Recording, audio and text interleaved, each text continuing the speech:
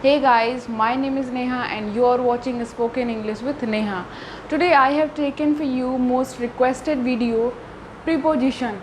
बहुत दिनों से प्लानिंग थी कि प्रीपोजिशन स्टार्ट करना है, लर्नर्स प्रीपोजिशन के वीडियो मांग रहे हैं. So this is the day. Today we are going to start preposition. कोई टेंशन नहीं है, एकदम रिलैक्स होके, एकदम बेसिक से, एकदम शुरू से प्रीपोजिशन क्या होता है, सेंटेंसेस में प्रीपोजिशन का क्या महत्व है, कैसे सेंटेंसेस में इस्तेमाल करते हैं, सब कुछ हम लोग आज इस वीडियो में सीखने जा रहे हैं. मैं पूरा प्रीपोजिशन, जितने भी प्रीपोजिशंस हैं हमारे, मैं सब कुछ आज एक ही वीडियो में नहीं बताऊंगी क्योंकि बहुत वीडियो लंबी हो जाएगी और आप बोर हो जाएंगे. मेरा मोटिव ये है कि आपको चीज़ें समझ में आनी चाहिए. जो भी चीज़ें मैं आपको बता रही हूँ वो चीज़ें आपको समझ में आनी चाहिए बस, और कोई भी मोटिव नहीं है. वीडियो लंबी करके एक ही दिन सब कुछ पढ़ लेना ये भी समझदारी नहीं है. कुछ चीज़ें समझ में आए, कुछ चीज़ें स्किप हो गए, इससे क्या फ़ायदा है. तो मेरा मोटिव यही है कि आपको चीज़ें समझ में आनी चाहिए. अगर आज आपने ये प्रीपोजिशन की वीडियो खोली है तो जो भी चीज़ आप इस वीडियो में देख रहे हैं तो वो चीज़ें आपको समझ में आनी चाहिए, आप आगे उस चीज़ को भूल ना पाएँ. तो इसीलिए ये वीडियो है. तो हम लोग स्टार्ट करते हैं प्रीपोजिशन. ठीक है, तो सबसे पहले मेरा सवाल आपके लिए ये है कि क्या आप जानते हैं कि प्रीपोजिशन को हिंदी में क्या कहते हैं. मेरे ख्याल से बहुत से लोग जानते होंगे और बहुत से लोग नहीं भी जानते होंगे कि प्रीपोजिशन को हिंदी में क्या कहते हैं. सो प्रीपोजिशन को हिंदी में पूर्व सर्ग कहते हैं. पूर्व सर्ग. ठीक है, क्या आप जानते थे? अगर आप जानते थे तो बहुत अच्छी बात है, अगर आप नहीं जानते थे तो जान लीजिए. प्रीपोजिशन को हिंदी में पूर्व सर्ग कहते हैं. ठीक है, अब इसको थोड़ा सा प्रीपोजिशन को समझने की कोशिश करते हैं. ठीक है, pre plus position, right, this is the preposition. तो प्री का मतलब क्या होता है? पूर्व या फिर बिफोर. ठीक है, पहले कह लीजिए या फिर पूर्व कह लीजिए. ठीक है, पोजिशन का मतलब क्या होता है? स्थान या फिर प्लेस, राइट. प्रीपोजिशन, स्थान, और वो भी पहले. कौन से स्थान के पहले? ठीक है, यही आज हमें समझना है. स्थान और पहले, इसका मतलब है कि किसी वस्तु, किसी चीज़ के पहले. ठीक है, किसी चीज़ के पहले ये प्रीपोजिशन इस्तेमाल होता है. किसके पहले इस्तेमाल होता है ये हम लोग देखेंगे इस डेफिनेशन से. मैंने बहुत ही सिंपल वे में डेफिनेशन लिख दी है आप लोगों के लिए, आप लोगों को बहुत आसानी से समझ में आ जाएगी. लिखा हुआ है, वह शब्द जो नाउन या प्रोनाउन से पहले आकर.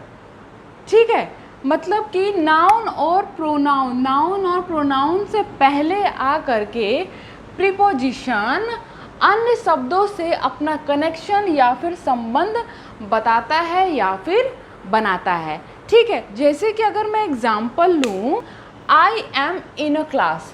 ठीक है, this is the sentence. So I am in a class, इसमें अगर मैं आपसे पूछूं कि इसमें प्रीपोजिशन क्या है, ठीक है, तो प्रीपोजिशन इसमें है इन.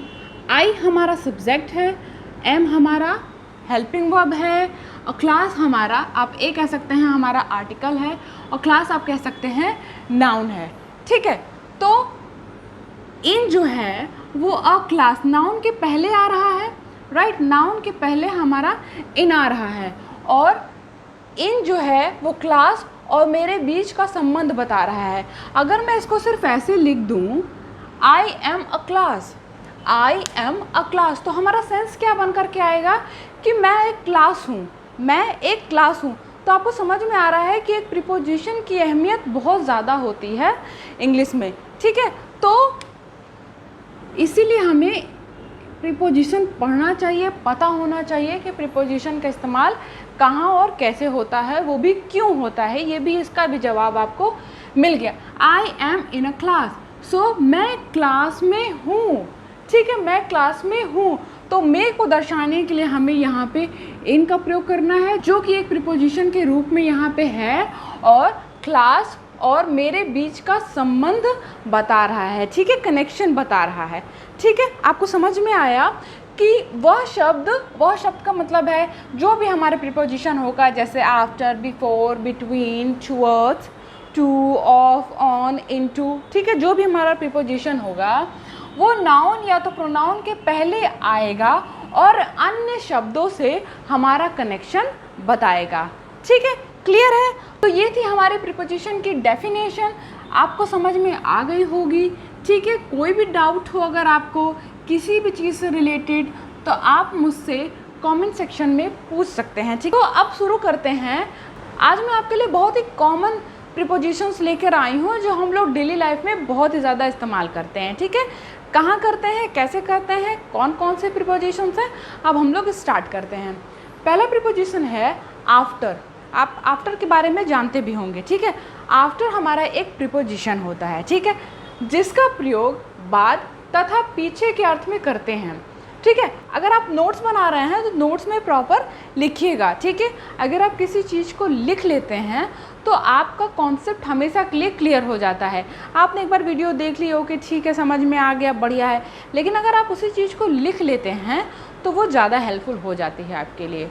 आफ्टर का प्रयोग बाद तथा पीछे के लिए करते हैं, बाद तथा पीछे के अर्थ में करते हैं। जैसे कि एग्जाम्पल है, why are you after me, तुम मेरे पीछे क्यों पड़े हुए हो, तुम मेरे पीछे क्यों पड़े हुए हो।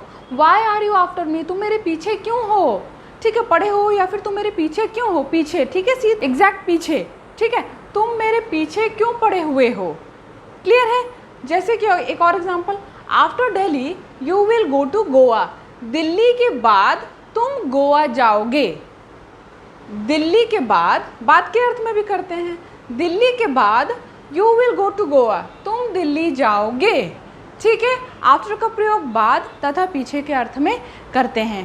क्लियर है? कुछ और सेंटेंसेस आप अपने से बनाइएगा, आपका क्लियर हो जाएगा। ठीक है, आगे बढ़ते हैं। नेक्स्ट प्रीपोजिशन है हमारा बिफोर। बिफोर आप जानते थे? ओके, पहले तथा सामने के अर्थ में करते हैं। बिफोर का प्रयोग पहले तथा सामने के अर्थ में करते हैं। जैसे कि call me before going to Delhi, Delhi जाने से पहले मुझे फ़ोन करना, दिल्ली जाने से पहले मुझे फ़ोन करना।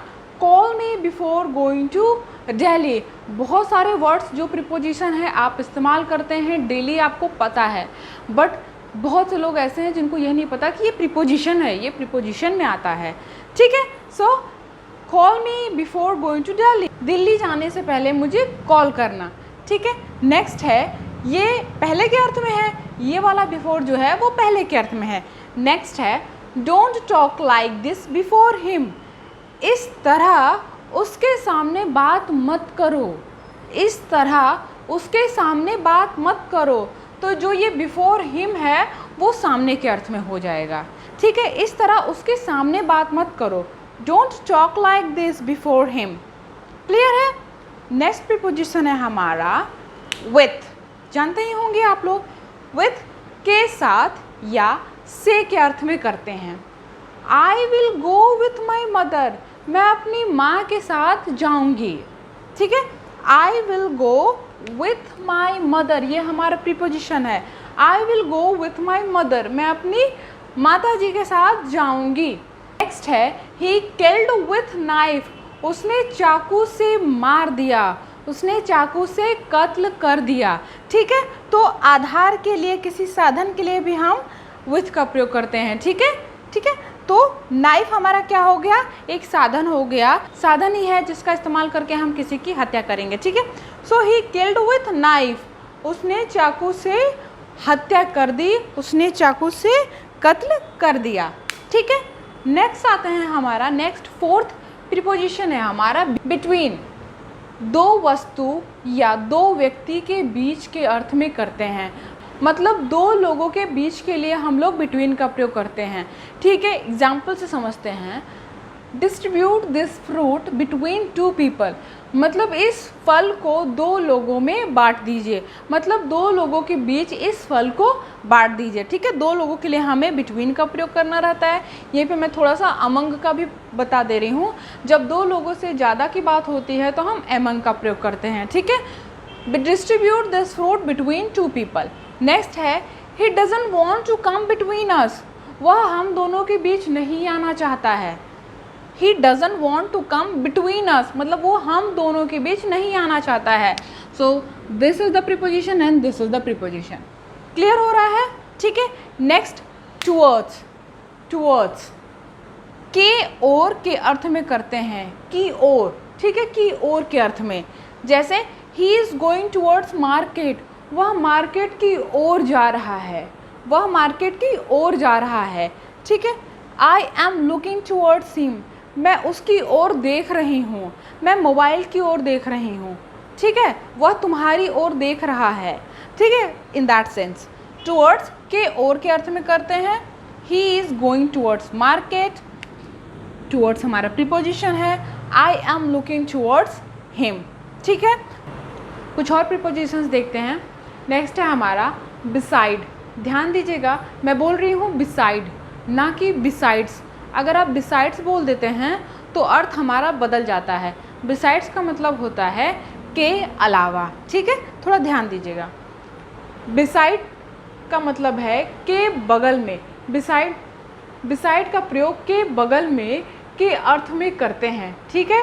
जैसे कि ही जस्ट बिसाइड मी, वह तुरंत मेरे बगल में है, वह तुरंत मेरे बगल में है, ठीक है। नेक्स्ट बिसाइड हमारा प्रीपोजिशन हो गया। What are you doing beside him, तुम उसके बगल में क्या कर रही हो। What are you doing beside him, तुम उसके बगल में क्या कर रही हो, ठीक है। बिसाइड जो है यहाँ पे हमारा प्रीपोजिशन है, ठीक है। नेक्स्ट प्रीपोजिशन है हमारा अगेंस्ट। अगेंस्ट अब जानते होंगे के विरुद्ध, के खिलाफ के अर्थ में करते हैं, ठीक है।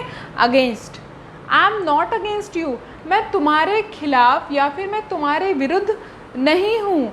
I am not against you.